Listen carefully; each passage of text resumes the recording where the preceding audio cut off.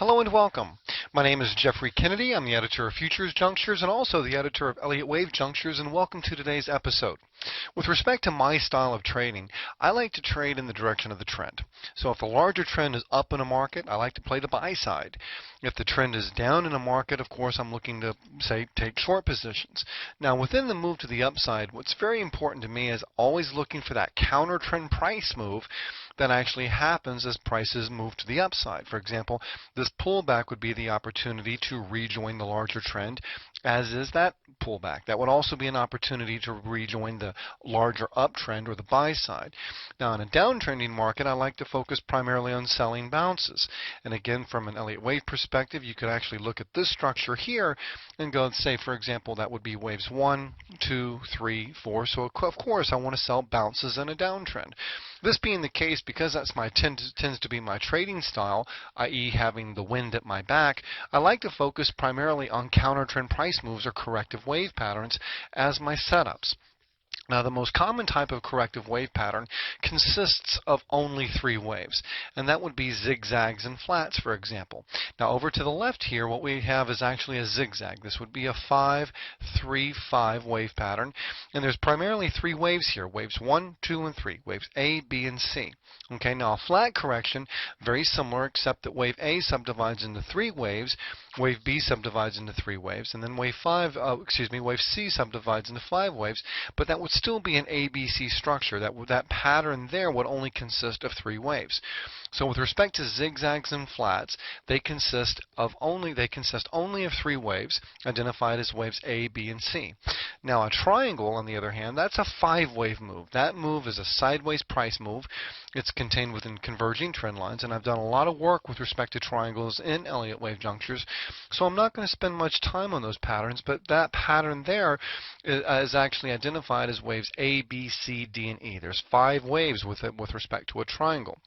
Now there's another type of corrective wave pattern that I focus on primarily, and that is a 7-wave price move or a corrective combination. And I actually drew out a diagram here to the right side of this price chart here, and what we actually have is a 7-wave price move. Notice the blue numbers, 1, 2, 3, 4, 5, 6, 7. Typically, it is contained within parallel lines, a lot of overlap within the structure.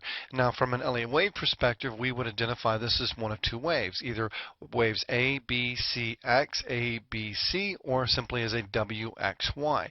Now, this combination here can actually form in a number of different ways. For example, this could be, say, a double zigzag, in which case you have 5, 3, 5, and then you have your X wave, which is always 3 waves, sometimes a triangle, and then another 5, 3, 5 pattern here for a double zigzag.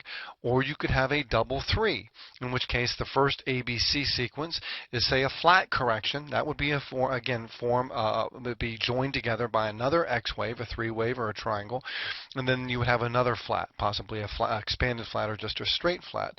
Now, sometimes you can also see too where you might have, say, A, B, C, X, and then a triangle actually, or a combination of possibly a zigzag or a flat, which is why we call them combinations.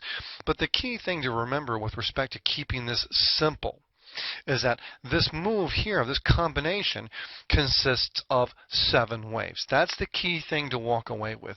Don't get too caught up in the detail, whether it's a zigzag or a flat or the X-wave triangle possibly, but just focus on that combination move, that corrective combination being a 7-wave move, and understanding that 7-wave moves indicate the same thing as a 3-wave price move, and that it is a counter-trend price move, and that it's going to be more than fully retraced. And these are your opportunities to rejoin the larger trend. For example, let's look at some real-life examples of this in action. Here is a ETF. This is an ETF of sugar. Ticker symbol is SGG. And notice from this extreme here, that late December 2011 low, the move to the upside developed within parallel lines.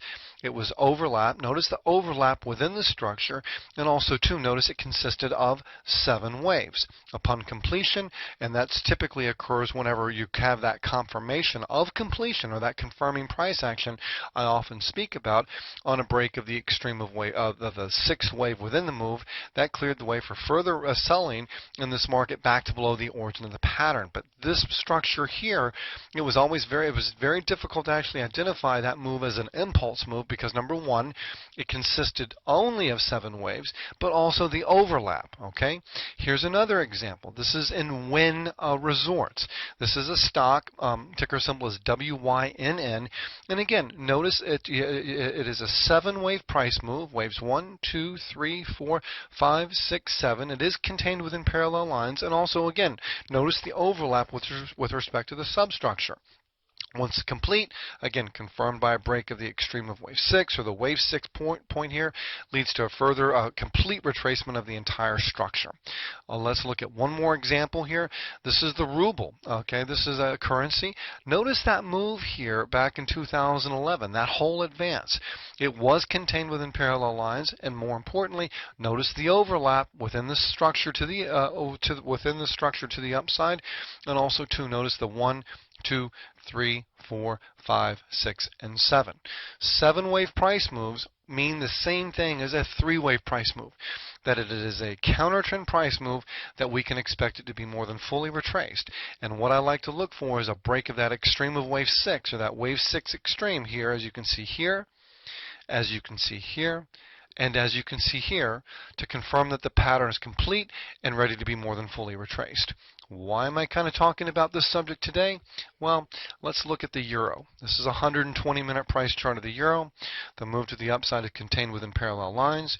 You have 7 distinct waves, so if we can take out the extreme of the wave 6 move here, then I will be looking for this advance to be more than fully retraced as we move into the remainder of this week. Thank you very much.